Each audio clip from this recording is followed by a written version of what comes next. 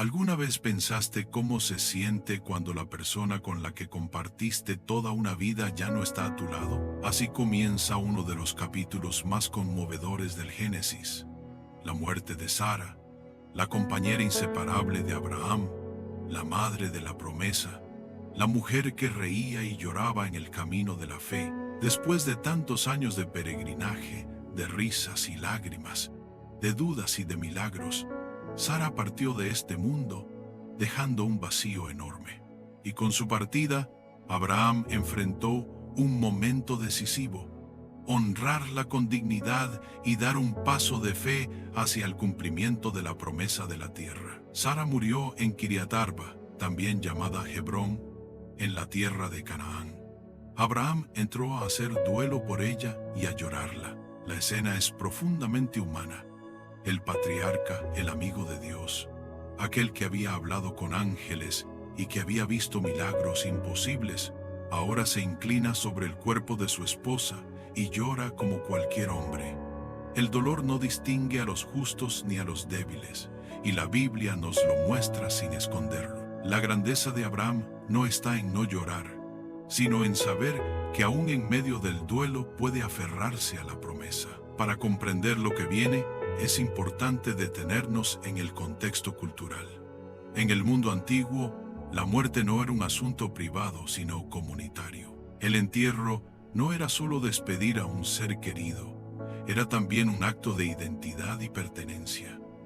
Donde eras enterrado marcaba tu lugar en la historia, en la familia y en la tierra. Por eso, cuando Abraham buscó un lugar para enterrar a Sara, no solo estaba pensando en un sepulcro digno, estaba afirmando el derecho a la tierra prometida. Hasta ese momento, Abraham era un extranjero, un peregrino sin propiedad estable en Canaán. Tenía promesas de Dios, pero no tenía títulos de tierra. Comprar la cueva de Macpela sería su primera posesión, el primer signo visible de que la promesa de la tierra comenzaba a cumplirse. Después de llorar a Sara, Abraham salió y habló con los hititas, los habitantes de aquella región. Les dijo: yo soy extranjero y forastero entre ustedes. Véndanme una propiedad para sepultura, para que pueda enterrar a mi muerta delante de mí. Los hititas le respondieron con respeto: Señor, tú eres un príncipe de Dios entre nosotros. En lo mejor de nuestras sepulturas, entierra a tu muerta. Ninguno de nosotros te negará su sepultura para que entierres a tu muerta. Estas palabras muestran la estima que Abraham había ganado entre los pueblos vecinos.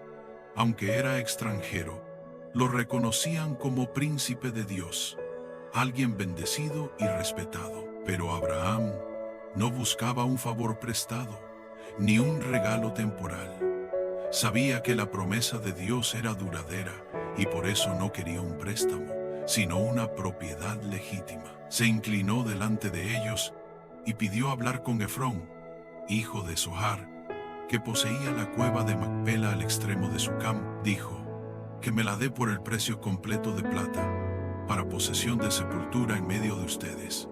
Abraham insistía en pagar, porque no quería que su derecho sobre la tierra quedara en duda. Quería que fuera legítimo, reconocido públicamente, un acto de fe visible. Aquí es donde la historia toma un matiz interesante. Efrón, que estaba presente, respondió delante de los hititas: no, señor mío, escúchame. Te doy el campo y también la cueva que está en él. En presencia de los hijos de mi pueblo te la doy. Entiérrala. Podría parecer un acto de generosidad, pero en la cultura de la época, esas ofertas solían ser parte de una negociación formal. Decir te lo doy era una manera de abrir la discusión, sabiendo que el otro insistiría en pagar. Abraham, fiel a su propósito, no aceptó un regalo. Se inclinó nuevamente y dijo: escúchame, yo pagaré el precio del campo, acéptalo de mí y así enterraré allí a mi muerta. Efrón entonces mencionó un precio: el campo vale 400 siclos de plata. ¿Qué es esto entre tú y yo? Entierra a tu muerta. El valor era alto, probablemente más de lo habitual. Pero Abraham no discutió. pagó la suma completa en presencia de los hititas, y el campo de Efrón en Macpela, con la cueva y todos los árboles que había en sus alrededores, quedó confirmado como propiedad de Abraham. Este detalle es poderoso. Abraham, que había recibido promesas de heredar toda la tierra de Canaán, en vida solo adquirió una pequeña parcela, una cueva y un campo para sepultura. La paradoja es clara. La promesa era enorme, pero el cumplimiento visible en ese momento era pequeño. Sin embargo, ese pequeño campo era un anticipo, una garantía de que Dios cumpliría todo lo demás.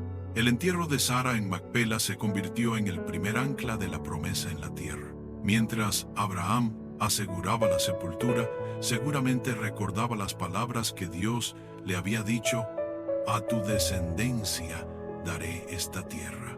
Sara sería la primera en descansar en Canaán. Y más adelante, Abraham mismo, Isaac, Rebeca, Jacob y Lea serían enterrados allí. La cueva de Macpela se transformaría en un símbolo de la fe en la promesa, un lugar donde el polvo de los patriarcas reposaría como testimonio de que la palabra de Dios nunca falla. Este primer bloque nos deja con una imagen conmovedora.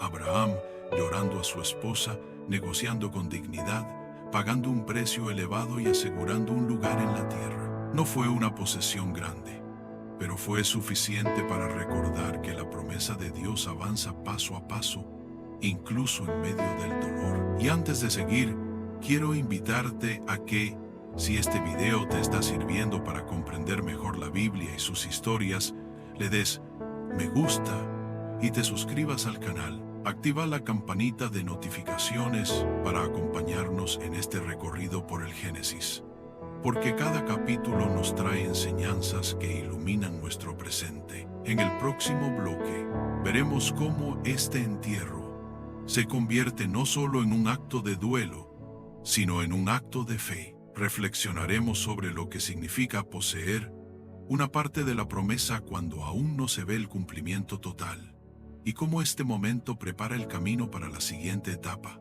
el futuro de Isaac, el hijo de la promesa, y la búsqueda de la esposa que lo acompañará. La transacción había quedado sellada.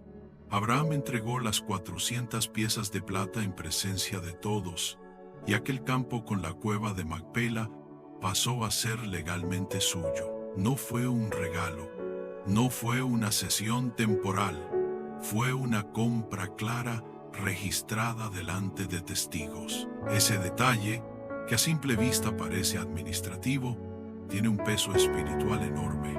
Era la primera propiedad de Abraham en la tierra prometida, una parcela pequeña, un sepulcro, pero un símbolo gigante de lo que estaba por venir. Abraham llevó a Sara y la enterró en la cueva de Macpela, frente a Mamre, que es Hebrón, en la tierra de Canaán.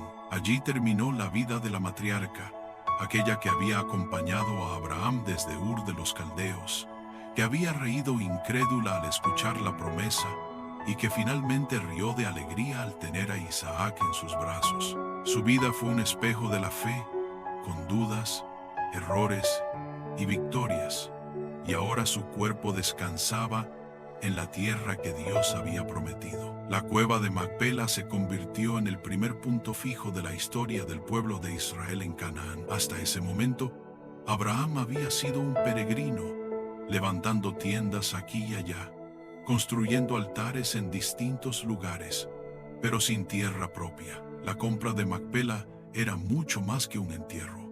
Era una declaración de fe. Abraham sabía que toda la tierra sería de su descendencia, pero empezó asegurando un pequeño lugar para honrar a su esposa y afirmar su confianza en la promesa. Este gesto nos enseña que la fe no siempre se manifiesta en grandes conquistas inmediatas. Muchas veces se expresa en actos pequeños, concretos, visibles, que parecen insignificantes a los ojos del mundo, pero que tienen un valor eterno. Abraham no conquistó Canaán en vida, no poseyó ciudades ni vastas tierras, pero su compra de Macpela fue un testimonio silencioso de que confiaba en que Dios cumpliría lo que había dicho. El acto de enterrar a Sara en Canaán también nos habla de identidad. Abraham podía haberla llevado de regreso a su tierra natal, a Ur, donde había empezado todo. Podía haber buscado un sepulcro en Harán, donde había vivido antes de entrar en Canaán. Pero eligió enterrarla allí, en la tierra prometida, porque sabía que ese era el lugar del futuro. El polvo de Sara sería semilla de esperanza en una tierra que aún no poseían, pero que sería heredada por sus descendientes. Con este episodio se cierra una etapa. Abraham queda solo, sin su compañera, con Isaac como heredero y con una promesa aún en camino. El entierro de Sara es un final y al mismo tiempo un comienzo. Marca el cierre de la generación de Abraham y abre paso a la de Isaac. Lo que viene después es decisivo. El hijo de la promesa necesitará esposa, y la elección de esa mujer será fundamental para la continuidad del plan divino. Génesis 24 nos mostrará cómo Abraham enviará a su siervo a buscar a Rebeca, y cómo Dios guiará esa elección con señales claras. La historia avanza, pero el eco de Macpela quedará resonando como un recordatorio de que la fe se vive paso a paso. Si recordamos lo que vimos en los capítulos anteriores, notamos un hilo perfecto. En Génesis 21 nació Isaac, la risa de la promesa. En Génesis 22, Abraham estuvo dispuesto a entregarlo en sacrificio, y Dios proveyó. En Génesis 23, Sara muere y es enterrada en Canaán, afirmando que la promesa también incluye tierra. Es como si cada capítulo fuera un ladrillo que construye la confianza.